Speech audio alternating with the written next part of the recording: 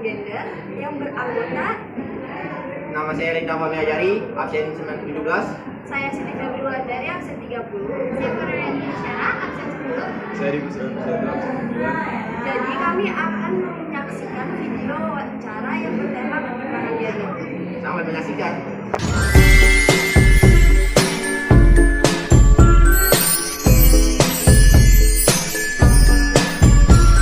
Baik, sebelumnya terima kasih kepada Ibu sudah meluangkan waktu dan juga mohon maaf telah mengganggu waktunya. Kami dari peserta SMA Negeri 21 Jakarta izin mewawancarai Ibu tentang ketimpangan gender. Sebelumnya, perkenalkan, saya Siti Febri Wulandari dan rekan saya Farhanti Syara. Kami Saya izin Ibu Donda ya. Iya, baik Ibu. Ya. Ibu, sebelumnya saya boleh tahu Ibu bekerja di bagian bidang apa dan sebagai apa? Saya di kantor dari Sudin PPAPP, kantor pemerintahan. Dan saya sebagai PKB, jadi penyuluh lapangan, penyuluh KB di lapangan, yang turun ke posyandu, yang turun di posyandu lansia. Jadi saya kebanyakan bekerja di lapangan. Oke. Baik Ibu, terima sebelumnya kasih. kami mempunyai beberapa pertanyaan untuk Ibu Donda. Ya.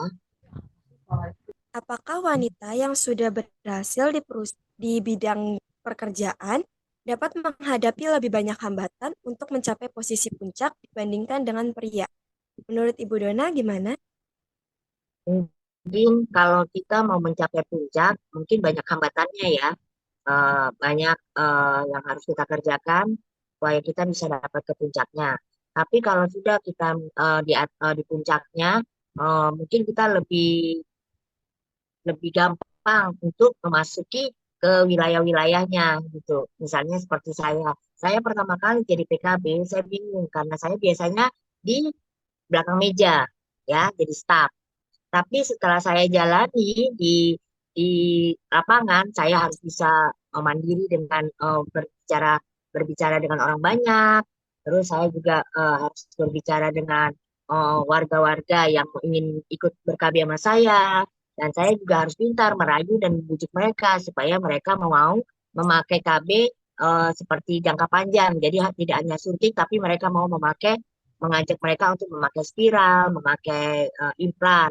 Nah, itu kalau saya merasa sudah berani ngomong sendiri, berarti saya sudah sampai puncaknya. Jadi gampang untuk saya menarik yang peserta yang lainnya gitu. Jadi saya nggak dulu memang saya pertama takut ya, aduh nanti saya harus jadi narasumber di posyandu. Jadi saya harus berbicara di depan orang banyak, apalagi sama orang-orang puskesmas ya. Mereka kan lebih canggih, maksudnya mereka udah pinter daripada saya. Tapi karena saya sering ikut dengan mereka, jadi saya tidak berani. Nah, jadi kalau kita misalnya memang mencapai puncaknya itu memang susah, karena kita harus ada punya keberanian ya. Tapi sudah saya taruhlah saya udah sampai puncaknya. Nah, saya sekarang kalau ketemu orang udah gampang. Bu, nanti kita ke puskesmas Bu ya kalau Ibu mau ber-KB. Nanti kalau anak Ibu udah umur segini tolong nanti lahirnya dikasih jaraknya. Jadi sehingga Ibu tidak susah. Dan kalau bisa anaknya dibatasi hanya 2 Bu kan dari program pemerintah 2. Karena kita kan nanti di dalam apa namanya di dalam pendidikannya, di dalam makanannya. Jadi kita juga memberi penjelasan pada ibu itu. Soalnya sekarang banyak yang masalah stunting. Jadi tidak apa namanya ya, anak-anak yang eh, tidak naik berat badannya pada saat posyandu dan berat badannya yang tetap. Jadi mungkin kalau dibilang apa namanya kalau dibilang hambatan memang banyak hambatannya kalau memang mau sampai puncaknya.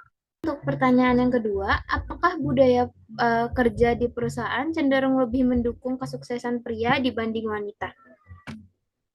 Kalau saya bilang di dalam setiap pekerjaan mau swasta, mau pegawai negeri, eh, tidak harus pria terus yang naik. Sekarang kan gender, jadi perempuan juga kan ingin maju. Nah, kan, jadi perempuan kan ingin maju, jadi tidak mau apa namanya didominasi sama laki-laki. Jadi perempuan juga pengen maju. Makanya sekarang kesetaraan gender itu kayaknya udah sama deh, laki-laki sama perempuan itu tidak ada. Jadi hanya pria yang maju. Ada saat-saat ya kelihatannya memang mungkin ya banyak pria yang maju. Tapi dalam era yang sekarang perempuan juga ingin maju. Makanya sekarang banyak perempuan yang sudah pinter-pinter dalam, misalnya di dalam, sekarang kan sistemnya digital semua ya. Jadi mungkin sekarang banyak perempuan yang pintar-pintar. Jadi mereka juga tidak mau hanya laki-laki yang maju, tapi dia tergerak kata gitu, saya harus maju, saya harus bisa seperti mereka. Kalau kita bekerja kan pengen maju deh. Jadi kan masa saya begini aja ya, mereka bisa, kalau saya tidak bisa. Jadi ada, kita pun harus belajar gimana cara mereka bisa maju. Baik, Ibu. Untuk pertanyaan ketiga, Febri, boleh dilanjutkan? Baik, untuk pertanyaan ketiga, apakah wanita yang telah mencapai posisi puncak lebih jarang diakui atau dihargai dibandingkan dengan posisi lain?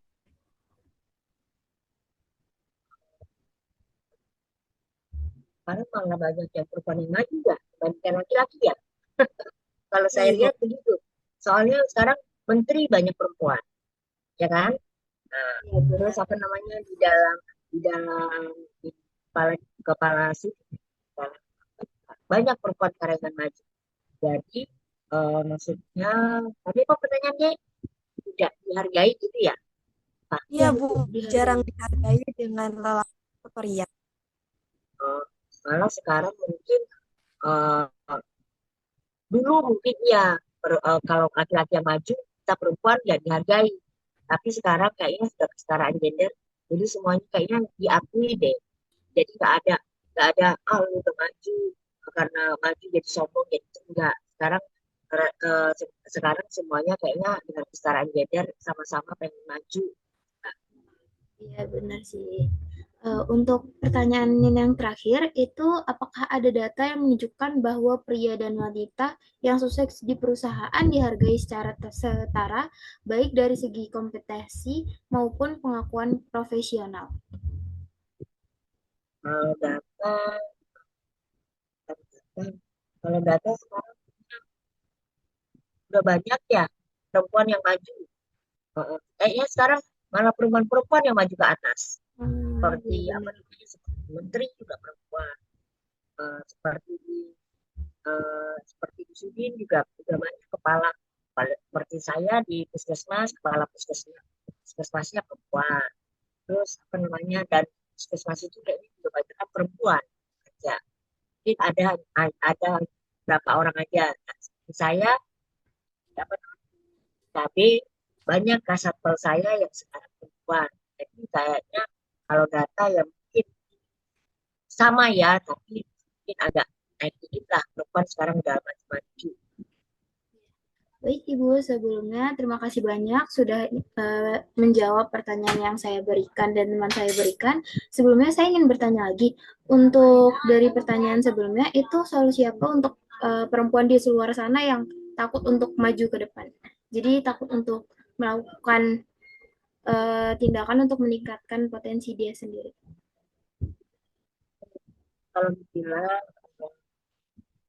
nggak pede gitu ya, Ya, nggak yang pede tadi. mungkin dia mau maju ya, kan bisa jadi mungkin apa namanya ya, atau dia pikir ada misalnya dia mungkin kuliah terpotong tengah jalan, terus ada mungkin juga dia pernah kerja tapi maksudnya tidak dianggap, kerjanya tidak dihargai atau tidak baik, mungkin itu yang bikin dia jadi down, kan ada yang begitu, katanya kamu kerjanya segitu aja. Kalau kita bekerja, kita coba dia. Terus kalau memang dia bagus nggak bagus kerjaan orang harus dihargai. Tapi kan bisa misalnya, oh ini kurang ini, itulah yang memberi semangat. Oh berarti saya harus ini ya, harus ini ya. Mungkin itu yang bikin dia maju. Tapi kalau yang belum itu mungkin dia pernah pernah mungkin dalam pekerjaannya bersaing, tapi ada yang memihak dia, ada yang tidak memihak dia. Mungkin itu yang bikin dia jadi kecewa. nggak mau jadi saya masih kerja, saya rutin begini tapi tidak nyadar itu mungkin deh dia jadi maksudnya jadi down begitu, jadi malas untuk melanjutkan dia saya. Baik Ibu, terima kasih banyak sudah menjawab pertanyaan saya. Semoga bermanfaat bagi kita semua atas jawaban dari Ibu. Mohon maaf bila ada kata salah dari kami berdua. Terima kasih sebelumnya Ibu. Sekian video wawancara dari kelompok kami. Kurang lebihnya mohon maaf. Wassalamualaikum warahmatullahi wabarakatuh.